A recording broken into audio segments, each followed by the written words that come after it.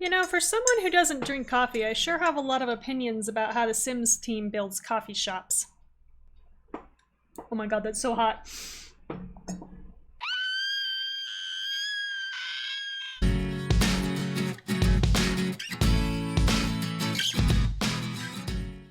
Hello, my lovely viewers, and welcome. I am Kira, a romantic ace, and today we're going to be renovating the South Square Coffee Cafe from Get Together.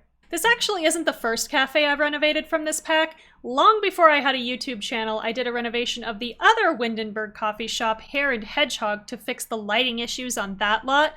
Basically, the problem was that the builder had changed part of one of the first floor walls into a half wall to do this cool little pass-through to some outdoor seating.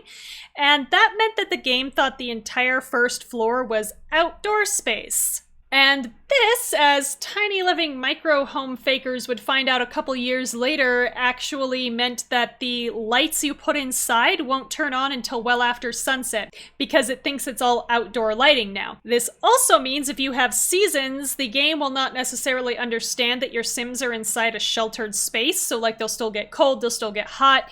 And as those of you who have both seasons and Get Together might already know, Windenburg winters are pretty brutal. This pretty much made the lot unusable, so I fixed it. I renamed it Pangolin and Platypus because I am very funny, and you can still find it on my gallery. It's one of my most popular downloads to this day. Now, I never touched South Square Coffee until I started doing these renos for my save file because I figured surely the Sims team did not break both lots. Like, surely South Square Coffee was more functional than Hare and Hedgehog.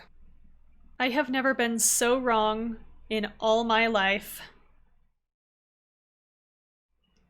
So this is the original lot. I like how it fits in with Windenburg as a whole, but there's a couple of things about it. First of all, the roof, you can see overhangs, but only on the one side by one tile, which is kind of weird. It doesn't look like it's on purpose. You can also see the limitations that we used to have on where we could place windows. So it used to be that windows had to be on full tiles. You could not place on half tiles, and you certainly could not alt place. So nowadays, we can just come and like, move this, and now it's centered, yay. But back when this was first made, you couldn't do that. So that's an easy fix for those of us who have the game now. Coming down to that like second floor, you can see here, there's a great big hole in the floor. And this makes the game think that all of this is outside. So if I come in here and I try to put a light, let's try to put a, nice bright light in here. You can see it doesn't do anything because it thinks this is all outside and it's not dark enough yet to run outdoor lighting. So that's sad, so that needs fixed. But like, it's for something that doesn't even matter because most of the time you're gonna be playing on this floor. So like, you're not even gonna see it. It's not like in Hare and Hedgehog where it was kind of a cool architectural feature that you would see while you were playing the game. This is something you won't even see. So I'm really frustrated by the fact that this even exists. The layout actually is not bad. I don't like these lights, but that's not a secret. The overall layout here is fine. I don't like that there are gendered bathrooms at all, so we got to get rid of those. We now have bathroom stalls too, so we can fix this up really nice. And this is the Avant-Garde's clubhouse, which is fine. It's just not very exciting. And then this back terrace, I like this space, but it's just not being used. So yeah, let's fix this thing, shall we? So as you might guess, the first thing I did was come up here and fix that lighting issue that I talked about earlier, and that was just literally dropping in a floor piece and then rebuilding these walls so that they were all the same, which was really easy to do. I'm kind of disappointed that, like I said, they did it that way because it was for a detail that didn't matter. Like, at least on Hare and Hedgehog, it was to introduce kind of that neat idea of having that pass through so people could be sitting outside and then, place an order and the barista could just hand them their drink across the way. I don't know if it actually works. I've never tried it. It probably doesn't because usually your Sims will just stand there in front of the counter and wait for their drink. But like, from a storytelling aspect, from an architectural aspect, it was cool. But this, like, you never look up. You're always going to be like, you can't even see the ceiling when you're playing. So it's not something that even like affects your gameplay. So it was kind of disappointing, but it was an easy fix, super easy fix. I ended up not using that top floor for anything. You could definitely find a spot on this lot to put in some stairs or even just a ladder if you wanted and make that top floor usable space, but I didn't feel like I was lacking on space in this build. Like I said, the floor plan on it is actually pretty good.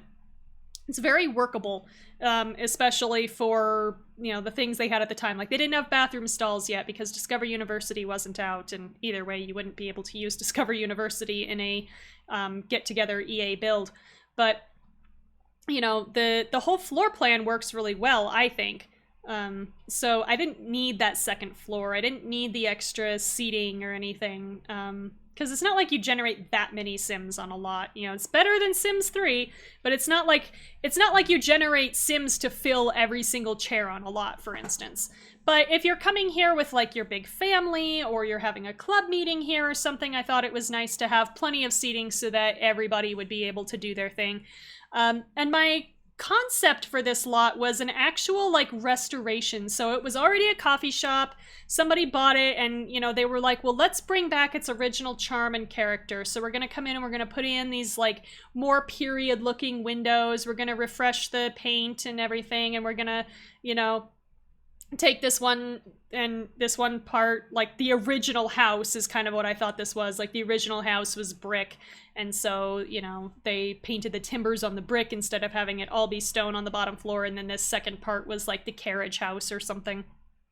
And just changing it up a little bit. It still fits pretty well, I think, in the neighborhood. And then, of course, fixing that weird roof thing, like just, oof.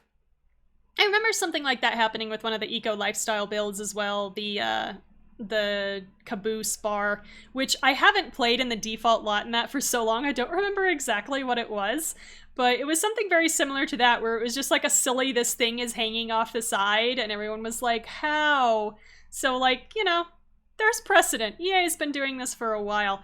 Adding these corbels in so those overhangs were supported, because that just makes me nervous. You gotta have some kind of support. And those corbels look so small at their regular size that I was like I always size those up when I'm using them, especially in that kind of application, because now they actually look like they're able to support something of that size and weight.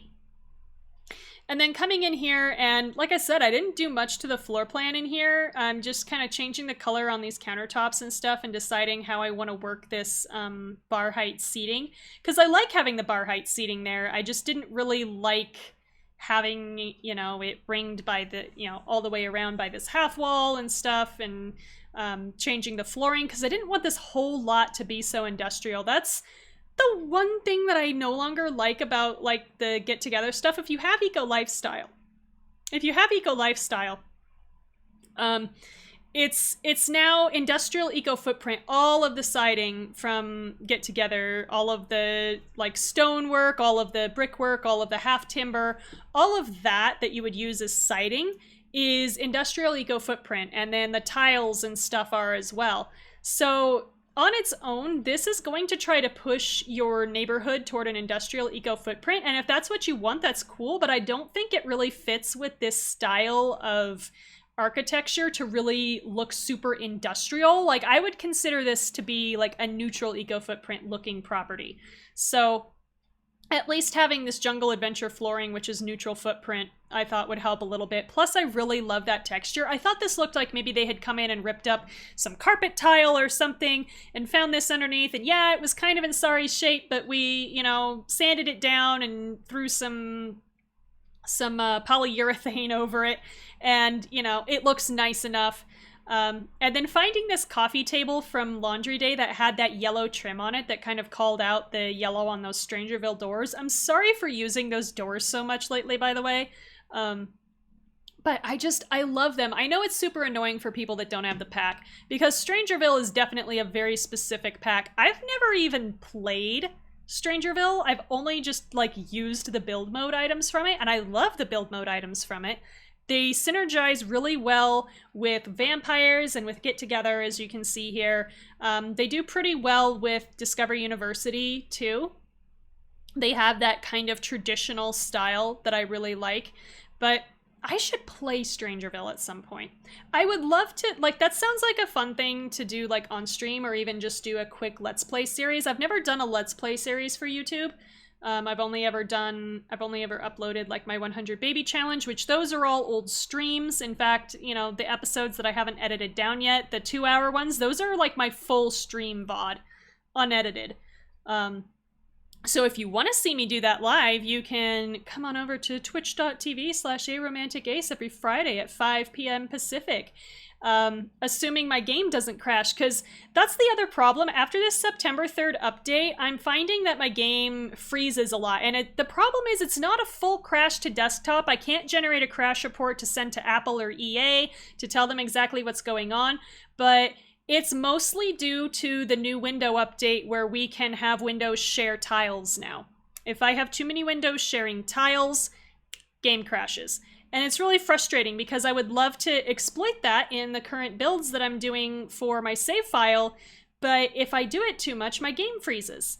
So it kind of sucks. I'm not having crashes during live play.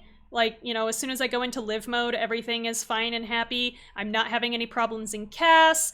It's not my mods. This has happened whether my mods are in or out, and the only script mods that I use have all been updated and updated correctly. I don't use Wicked Whims, for instance. So I know Wicked Whims had a problem where the first patch actually didn't work, and so they've released a new patch for that, but like I don't use that mod, so it wasn't that. But it's so frustrating because this is what I'm using right now, because I'm kind of in a holding pattern with this new job, waiting on background checks and drug tests and everything. Like, I can't actually start work until those clear, and with COVID still going on, it's still really bad in the United States, so everything is slower. And it's like, I have this great thing, you know, I have this project, this save file that's kind of been keeping me sane through all this, and I can't, it's frustrating now to work on it. This was a thing that was not frustrating until now. Like, you know, the most frustration was figuring out where to put a plant, you know, not, you know, is my game gonna crash because I did this thing? So it's kind of disappointing, but, you know, I'm making it work. You can see here, this is really the only change I made to the floor plan, was to change the size of this bathroom. Because I wanted to fit in these bathroom stalls from Discovery University. They take up such a weird amount of floor space. That, like, third of a tile they take up is really odd. But I also put a toddler potty in the slot. If you want to bring your kids here, you can. There's, I add out of the debug catalog at one point some toddler books as well that your Sims will load into the bookshelf the first time they come to this lot. And then there will always be toddler books here for your toddlers to use. So I like that. This is the kind of lot that I figured, you know, you might bring your kids to, as opposed to Hare and Hedgehog, which despite the name is a little bit more of like a professional coffee shop. Like, that's where you would meet a first date, for instance. Whereas here, this is a place that you would come with your family or like your dog. I have those dog treats out. In my save file, this is a dog-friendly lot, but I didn't make it that way in the gallery upload. But you can definitely add that lot trait with you if you want. I think it fits this particular build really nicely. And here I'm working on the Avant-Garde's clubhouse. So the activities for the Avant-Gardes are reading and doing homework and drinking coffee and playing games. I think that's it.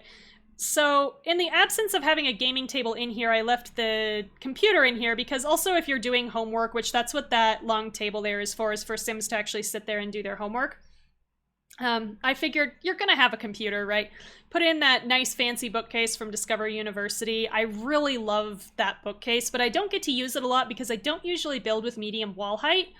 But in this case, I really needed it because that top floor is so heavy, especially with that great big gabled roof up there, that if I put this at short wall height, it just looked like the whole thing was being squished under its own weight. So the medium wall height kind of helped compensate for that. But those nifty knitting couches, those nifty knitting love seats, just, they look so nice and snug, and they fit the vibe that I wanted for this place really nicely. Yeah, you also see I use them out in the main dining area, and the couch that I paired them with, the full 3-tile couch, is from Parenthood. And I was really surprised how well the swatches, those particular swatches on them matched. I did not expect them to be that close. So by the time you figure that, you've got lighting issues and stuff that will sometimes make things look like they're different colors even when they're the same swatch, they go really nicely. So I was really pleased. And then I did put a Don't Wake the Llama table out here as well on this terrace that was not being used, as well as those wooden benches with the grass from Eco Lifestyle. They're not comfortable, so your Sims aren't going to default to wanting to sit out there.